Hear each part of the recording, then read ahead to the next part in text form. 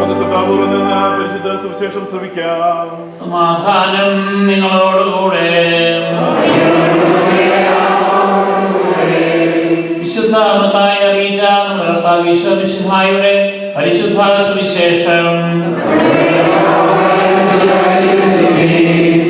ഈശോമിശിഹായുടെ ജനനം ഇപ്രകാരമായിരുന്നു. അവന്റെ മാതാവായ മറിയവും യോസേഫും തമ്മിലുള്ള വിവാഹ നിശ്ചയം കഴിഞ്ഞിരിക്കെ അവൾ സഹവസിക്കുന്നതിന് മുൻപ് അവൾ പരിശുദ്ധാത്മാവിനാൽ ഗർഭിണിയായി കാണപ്പെട്ടു. അവളുടെ ഭർത്താവായ യോസേഫ് നീതിമാനാകിയാലും അവളെ അപമാനിതയാക്കാൻ ഇഷ്ടപ്പെടാകിയാലും അവളെ രഹസ്യത്തിൽ ഉപേക്ഷിക്കാൻ തീരുമാനിച്ചു. അവൻ ഇതിനെക്കുറിച്ച് ആലോചിച്ചു കൊണ്ടിരിക്കെ കർത്താവിന്റെ ദൂതൻ സ്വപ്നത്തിൽ പ്രത്യക്ഷപ്പെട്ട് അവനോട് പറഞ്ഞു, ദാവീദിന്റെ പുത്രനായ യോസേഫ്, നിന്റെ ഭാര്യയായ മറിയത്തെ സ്വീകരിക്കാൻ ശങ്കിക്കേണ്ട.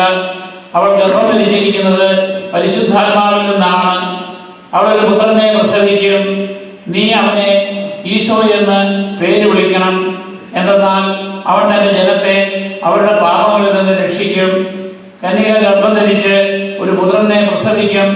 ദൈവം നമ്മോട് കൂടെ അർത്ഥമുള്ള എമ്മാനുവേൽ എന്ന് അവൻ വിളിക്കപ്പെടുമെന്ന് കർത്താവ് പ്രവാചകൻ മുഖേന അരുളി ചെയ്തത് പൂർത്തിയാകാൻ വേണ്ടിയാണ് ഇതെല്ലാം സംഭവിച്ചത്. യോസേഫ് നിദ്രയിൽ ഉണർന്ന് കർത്താവിന്റെ ദൂതൻ കൽപ്പിച്ച പോലെ പ്രവർത്തിച്ചു. അവൻ തന്റെ ഭാര്യയെ സ്വീകരിച്ചു. പുത്രനെ പ്രസവിക്കുന്നതുവരെ അവൻ അവളെ അറിഞ്ഞില്ല. ഈശോ എന്ന് അവനെ പേര് വിളിച്ചു.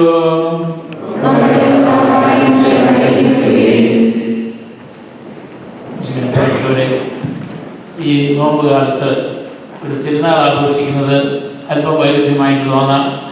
എന്നാൽ ഈ നോമ്പ് കാലത്തിന് നമുക്ക് അനുകരിക്കാവുന്ന ധാരാളം പ്രത്യേകതകളുള്ള ഒരു വിശുദ്ധനാണ് മാർ യോസേഫ്.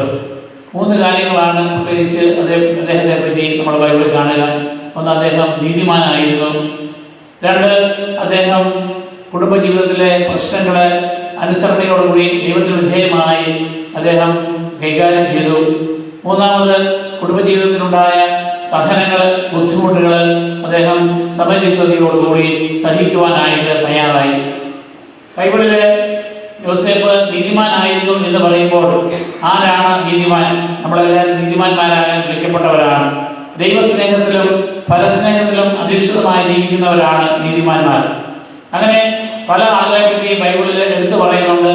ആ പേര് നോഹ, പൂർവ്വപിതാവായ അബ്രഹാം, ലോത്ത്, ജോബ്, ദാവീദ്, ദാനിയേൽ, തോബിത്ത്, മറിയം, യോസേപ്പിതാവ്, സഖറിയാസ്, എലിസബത്ത്, ശിമയോൻ, അരിമത്യാക്കാരൻ യോസഫ്, കൊർന്നേലിയൂസ്, എസ്തഫാനോസ്, ഇങ്ങനെ ധാരാളം ആളുകളെ കുറിച്ച് നീതിമാന്മാരായിട്ട് പറയുന്നുണ്ട്. അതിനുള്ള പ്രത്യേകതകളായിട്ട് ബൈബിളിൽ തന്നെ പറയുന്നത്, ഒന്ന്, അവർ ദൈവത്തിൽ വിശ്വസിക്കുന്നവരായിരിക്കണം. ഉൽപ്പത്തി 15:6. അപ്പോൾ തന്നെ അവർ ദൈവകൽപ്പന അനുസരിക്കുന്നവരാകണം. നിയമാവർത്തന പുസ്തകം 6-ാം അധ്യായം 25-ാം വാക്യത്തിൽ പറയുന്നു. 3, നീതി കരുണയും പ്രവർത്തിക്കുന്നവരാകണം. മിഖായുടെ പുസ്തകം 6-ാം അധ്യായം 8-ാം വാക്യം. 4, തിന്മ വെടിയുകയും പരമാർത്ഥതയോടുകൂടി ജീവിക്കുകയും ചെയ്യുന്നവരാകണം. സുഭാഷിതങ്ങളുടെ 11:3. ഇങ്ങനെ പല സവിശേഷതകളാണ് ഈ നീതിമാന്മാരെ കുറിച്ച് പറയുക.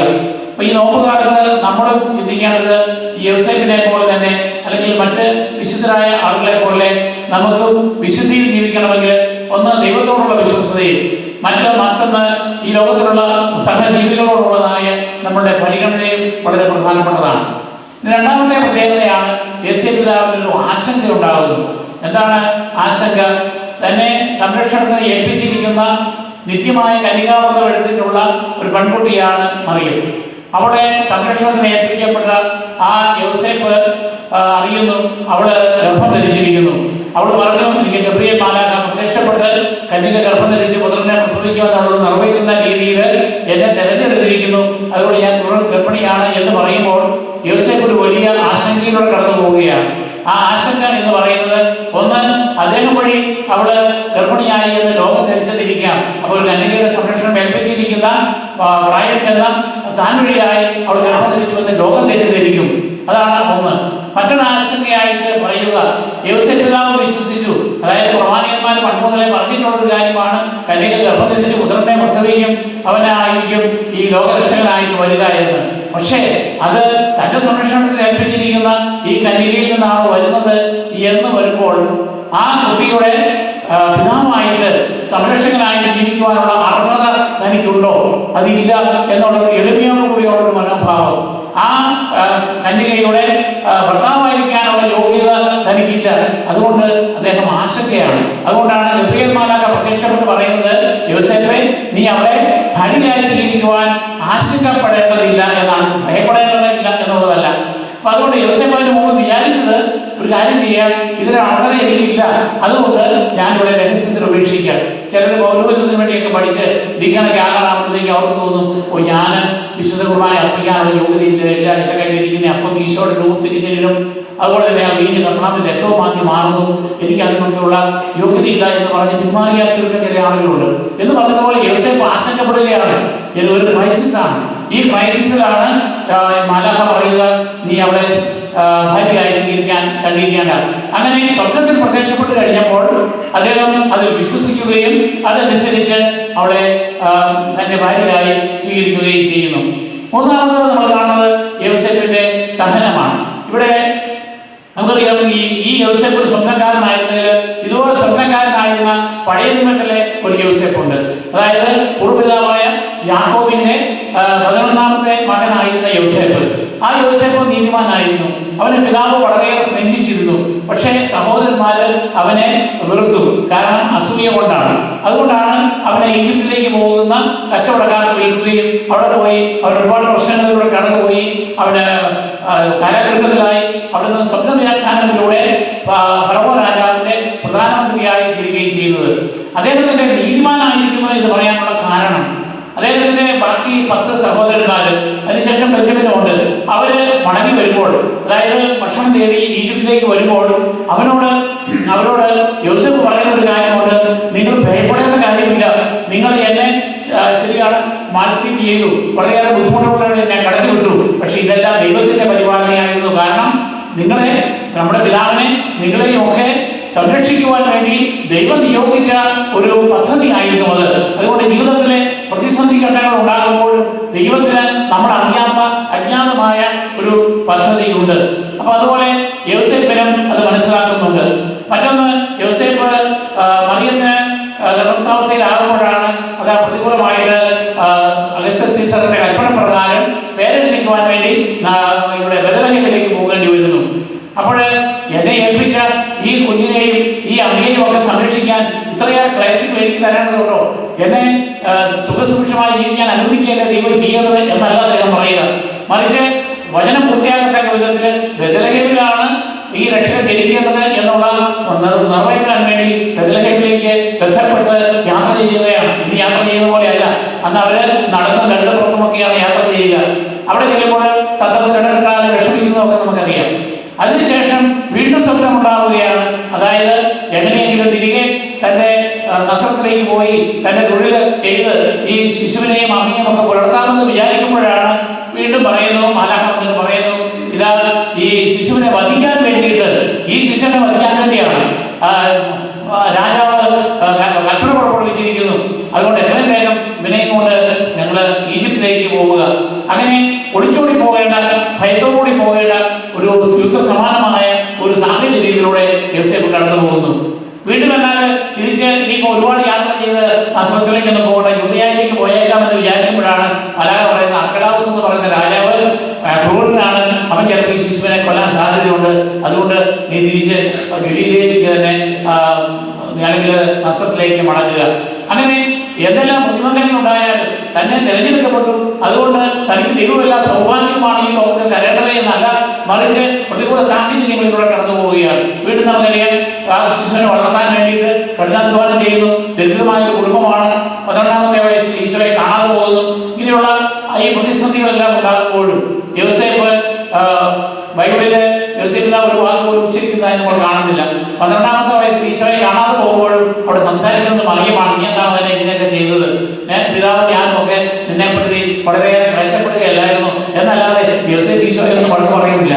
അപ്പൊ കാരണം വളരെ നിശബ്ദമായിട്ട് സാഹചര്യങ്ങളെ അനുകൂലത്തോടുകൂടി കാണുവാനായിട്ടുള്ള ഒരു മനോഭാവമാണ്.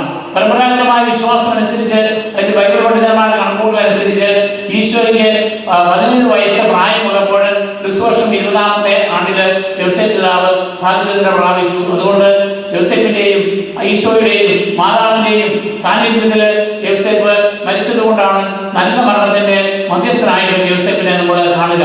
അപ്പൊ അതുകൊണ്ട് നമ്മളെ സംബന്ധിച്ചിടത്തോളം അനുകരിക്കാവുന്ന ഒരു വലിയ വിശുദ്ധനായിട്ടാണ് നമ്മൾ യോസേഫിനെ കാണുക. കാരണം മറ്റുള്ളവരോട് ദൈവത്തോട് എങ്ങനെ വിശ്വസ്ത പുലർത്തണം, മറ്റുള്ളവരോട് എങ്ങനെ പെരുമാറണം, ദൈവത്തിന് മനുഷ്യർക്കും അതായത് മറിയത്തെ അപമാനിതയാക്കുവാനായിട്ട് സാധിക്കുമായിരുന്നു. കാരണം മറിയം ഗർഭിണിയാണ്. അതുകൊണ്ട് സംഘത്തിന് മുമ്പാകെ അവളെ അവതരിപ്പിച്ചു കഴിഞ്ഞാൽ അവളെ കല്ലെറിഞ്ഞു കൊല്ലും. അപ്പൊ അത് വരാതിരിക്കാൻ വേണ്ടിയാണ് രഹസ്യത്തിൽ അത് പരസ്യമാക്കാതിരിക്കാനായിട്ട് അദ്ദേഹം പരിശ്രമിക്കുക. കാരണം താൻ മൂലം നിരപരാധിയായ ഒരു സ്ത്രീയെ കൊല്ലപ്പെടാൻ പാടില്ല, അപമാനിതയാകാൻ പാടില്ല എന്നുള്ള ബോധ്യം അദ്ദേഹത്തിന് ഉണ്ടായിരുന്നു. നമ്മളൊക്കെ ആണെങ്കിൽ നോക്കുന്നത് എങ്ങനെയാണ്, ഏതെല്ലാം തരത്തിലാണ് സോഷ്യൽ മീഡിയയിലൂടെയും ഗോസിപ്പിലൂടെയും മറ്റുള്ളവരെ അപമാനിതരാക്കാനായിട്ട് അവർക്ക് ദുഷ്ഫലമുണ്ടാക്കാനായിട്ട് സാധിക്കുക എന്ന് ചിന്തിക്കുക. ഈ നോമ്പ് കാലത്ത് നമ്മൾ ചിന്തിക്കേണ്ടത് നമ്മൾ മറ്റുള്ളവർക്ക് ദുഷ്ഫല